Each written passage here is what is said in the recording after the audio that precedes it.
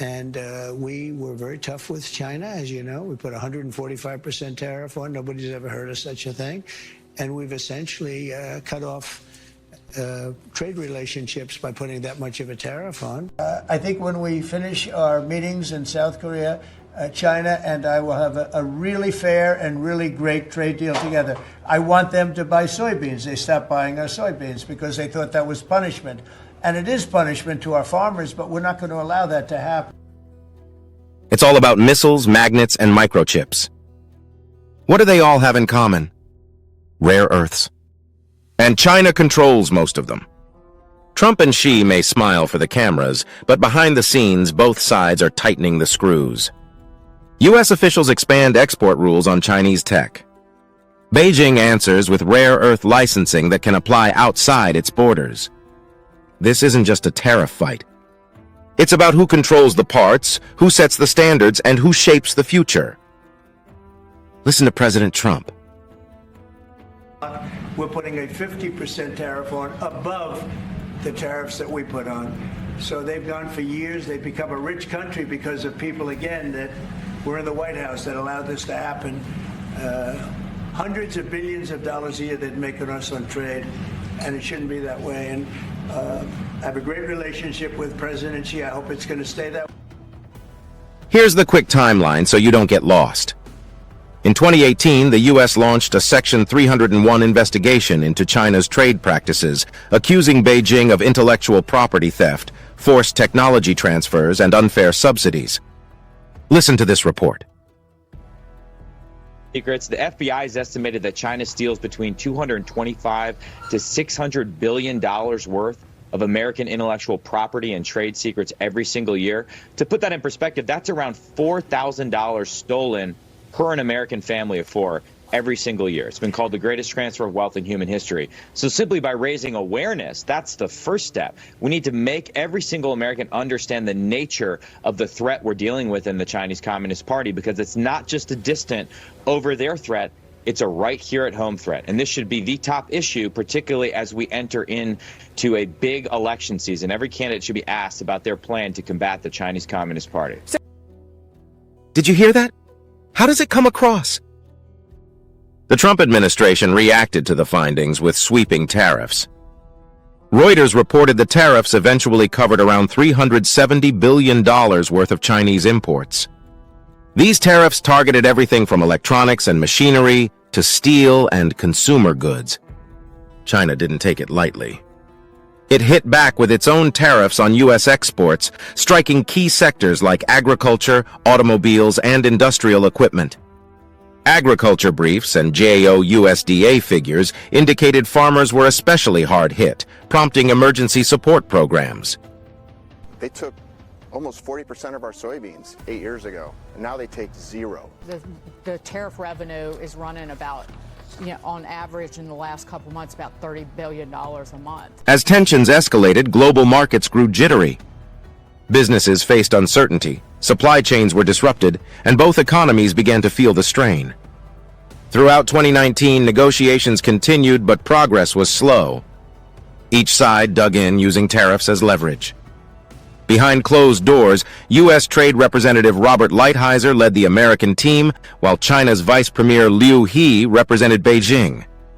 Finally, in January 2020, the two sides reached a breakthrough. The Phase 1 deal was signed at the White House on January 15th. The signed text stated commitments on purchase targets, IP, and market access. China agreed to increase purchases of U.S. goods and services by $200 billion over 2 years. Both sides pledged stronger protections for intellectual property. China promised to avoid forced technology transfers and open up its financial markets. Currency practices and dispute resolution mechanisms were also addressed. While the deal paused further escalation, many experts saw it as a temporary truce. Structural issues like state subsidies and tech competition remained unresolved. The Peterson Institute later assessed the deal under-delivered on purchases. Still, it marked a turning point in the trade war, offering a moment of stability after nearly 2 years of tension. But between 2024 and 2025, the U.S.-China trade contest intensified. In 2025, under President Trump, the U.S. raised tariffs sharply on key Chinese products. Listen to China's response. The Chinese government has always opposed unilateralism and trade and investment protectionism. Any attempt to unilaterally exert pressure on China will be in vain, and no one should have such illusions in this regard. Did you hear China clearly? Calm, fearless, and determined. Government reports and news outlets said electric vehicles from China faced taxes over 100%, and some computer chip imports were hit with tariffs around 50%. These moves were seen as a clear step up in trade tensions. China responded by expanding rare earth licensing rules with global reach. In other words, even if the product is made outside China, China still decides if it ships, because the material came from them. Policy reports wrote that by late 2025, any product made anywhere that includes Chinese rare earths required Beijing's approval to ship, giving China leverage over electric vehicles, defense systems, and clean energy supply chains. By late 2025, the contest centered on materials and standards that shape the next economy. Why do rare earths matter? Think of them as the vitamins of modern tech, small, invisible, essential.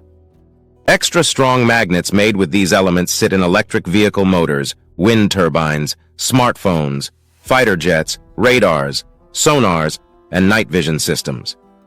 Industry trackers say China controls most of the refining and magnet manufacturing and a big share of mining. The real choke point isn't the rock in the ground. It's the chemistry, power, water, and waste handling needed to turn dirt into high-quality magnets at scale. How China built that lead was simple and deliberate. Policy planners backed it for decades: 5-year plans, cheap baseload power, rail and ports, subsidies, and skills. Engineers point out that refining is roughly 13 times more energy-intensive than mining, so places with reliable power and know-how pull ahead. China also kept more value at home: ore, oxides, metals, finished magnets.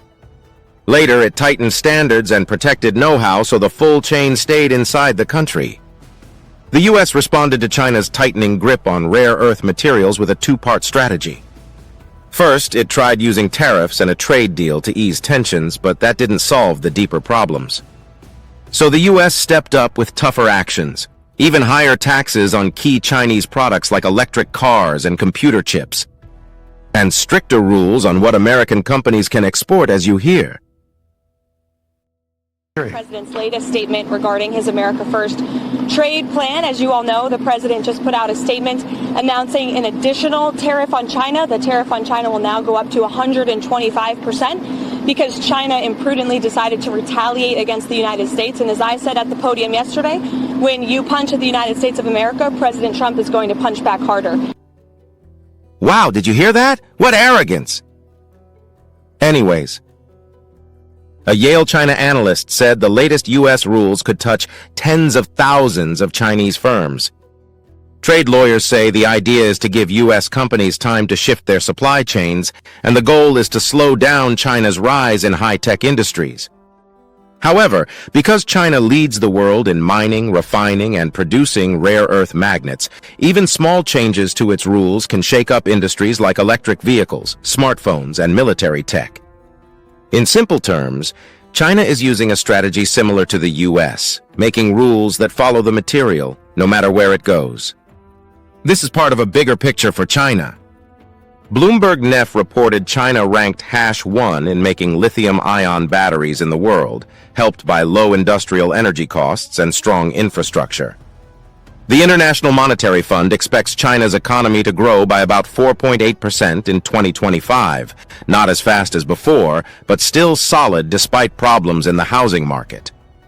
From 1990 to 2022, China made major long-term investments in health, education, and clean energy.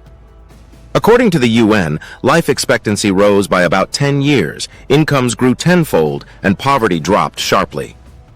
These efforts are now paying off, not just in electric vehicles and batteries, but even in new types of low-flying aircraft that are moving from test phase to real-world use. Geopolitics is tilting too. In 2023-2024, Reuters reported that BRICS Group, led by countries like China and Russia, welcomed new members, including major energy producers. They called it a move to shake up the old global system. Earlier, in 2022, China and Russia declared a no-limits partnership, signaling deeper cooperation. Meanwhile, India plays both sides, part of BRICS, but also working closely with the US, Japan, and Australia through the Quad Alliance. The result isn't clear-cut teams, but a complex multipolar world where developing countries have more space to negotiate and shape their own future. Has the US backed down? Not really, it's more of a shift in strategy. But from this, China absorbed the pressure and built its own systems, from payment networks to logistics and tech platforms. It also strengthened ties with other developing countries and invested in overseas mines and ports.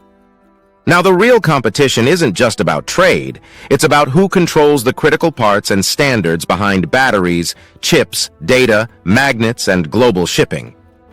But there's a challenge at home. In U.S. politics, short-term wins and bold headlines often get attention, but building real industrial strength takes time. That means investing in factories for rare earth processing, upgrading power and water systems, speeding up permits, and training skilled workers. Some business leaders warn that if the U.S. keeps banning exports without building its own capacity, it could backfire. China may just accelerate its efforts to make those technologies itself, turning pressure into motivation. Without a long-term plan, tough policies risk helping the competition more than hurting it. From the perspective of developing countries, this isn't about picking sides. It's about getting fair access. The U.S. is trying to keep the most advanced technologies locked behind strict rules. Meanwhile, China is building its own systems and offering money and market access to producers in places like Africa, Asia, and Latin America. If the world shifts toward a more balanced, multipolar setup, the big question becomes, will new systems like payment networks, tech standards, climate funding, and data rules actually help local workers and industries grow? Or will they just create a new kind of dependency, with a different country in charge? At the heart of it all is a bigger question: who gets to shape the future economy? Over the years, the U.S. and China have traded blows, tariffs in 2018-2019, a Phase 1 deal that didn't fully deliver, and new tariff hikes in 2024-2025 targeting electric cars and computer chips. Reports show China still holds strong in battery production and continues to grow, while also making long-term gains in health, income, and clean energy.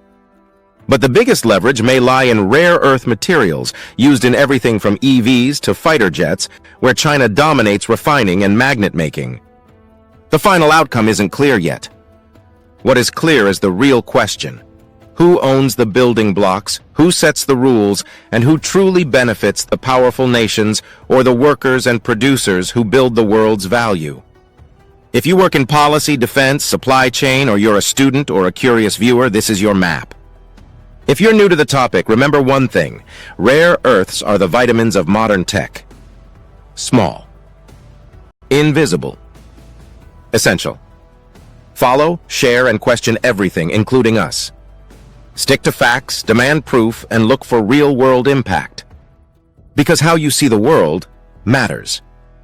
This is Liberation Lens, Perspective Matters.